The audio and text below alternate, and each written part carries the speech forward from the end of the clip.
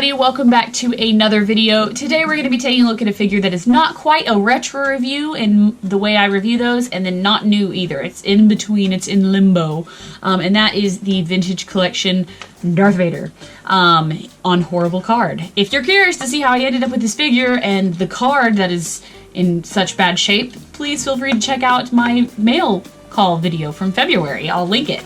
But yeah, that's where this figure came from. And initially when I saw the haul, I was going to open the Qui-Gon and I was going to keep this one in package. I could see the wear on the Qui-Gon card. Again, it wasn't as like, I wasn't able to see all of it. This one looked a lot better to me, and maybe it's because it's got mostly black on it. I don't know, but I got it and I'm like, just kidding, I'm not going to keep this on card just because I have so many Darth Vaders, to be honest.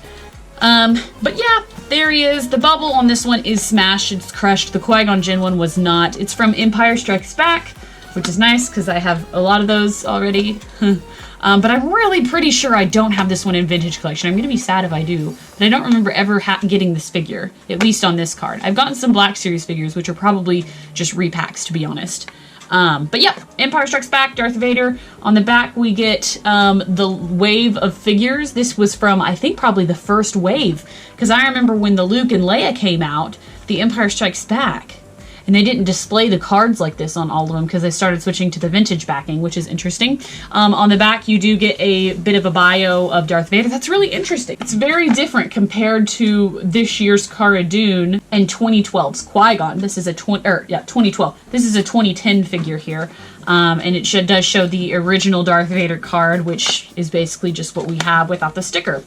Very interesting. I had forgotten that the backings look like that, so nice little trip down memory lane. But let's go ahead and open this figure. I'll give you guys a closer look at him.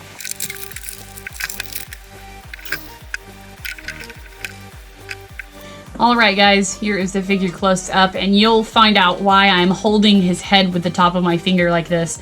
But first I did want to show you the accessory. It is just a simple Darth Vader lightsaber. Does not come off the hilt, and a good paint job detailing whose lightsaber it is. Nothing crazy about it. Probably looks very pink or purple in the light, just because when the light goes through it, it does, but it's actually pretty dark red without the light interfering. Okay, so the reason I'm holding Darth Vader like this is, well, two reasons. So one, I realized upon opening this figure that I do not have it, based on the reason why I'm holding it down, and that is because this Empire Strikes Back Darth Vader does have a removable helmet. Unfortunately, the helmet just sits on the head.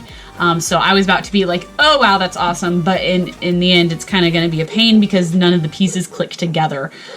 Still though, it is very cool. I don't really have any de-helmeted 3 3/4 inch Darth Vaders, but before we go into him, I do want to show you the helmet that is removable. Again, it just sets on top of each other, but it's a nice cowl. I like it. And it is in 2 pieces, so you can see the detailing on the inside of the helmet without the hood. Now my finger, oops, that's the wrong finger. Now my finger's Darth Vader. So pretty cool. But yeah, I'm not going to try to keep the mask part on throughout the video because it's just going to fall. But overall, the Darth Vader's head looks really good, I think. So you can see his scarring. One thing that does throw this Darth Vader figure off the list of best Darth Vader figures ever is this stupid chain that's just a little fabric cord. I like when they make real ones, the real chains, but they don't really do that for 3 3/4 inch, so it just like sticks up awkwardly. The cape is okay. You can tell it's cut very wide, which I think is pretty common for the Darth Vader figures because they kind of want it to flow in front of him, which is okay. I think that in the packaging they had it kind of tucked back so it didn't look so obnoxiously large. I mean, if you're into Star Wars figures, you probably know the complaint with soft goods, but overall he's a decent figure. I definitely think that he is redone. Yeah, his foot has a 2005 stamp on it, so that tells you something. He does have articulation in the head. It can swivel in the shoulders, elbows, and then the upper forearms. The torso doesn't really turn. It's very hard to turn, and that's probably because the fabric does go towards the back.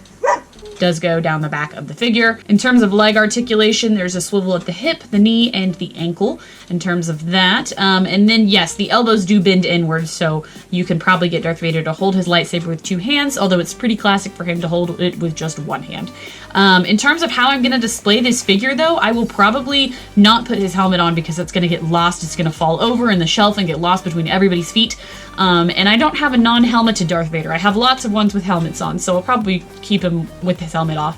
But nonetheless, is it a video request that you asked for? No.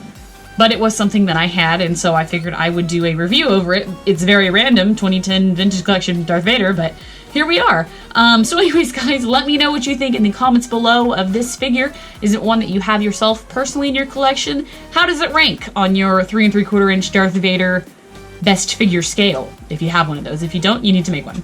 But anyways, guys, thank you so much for watching, and have a fantastic day. Until next time, bye.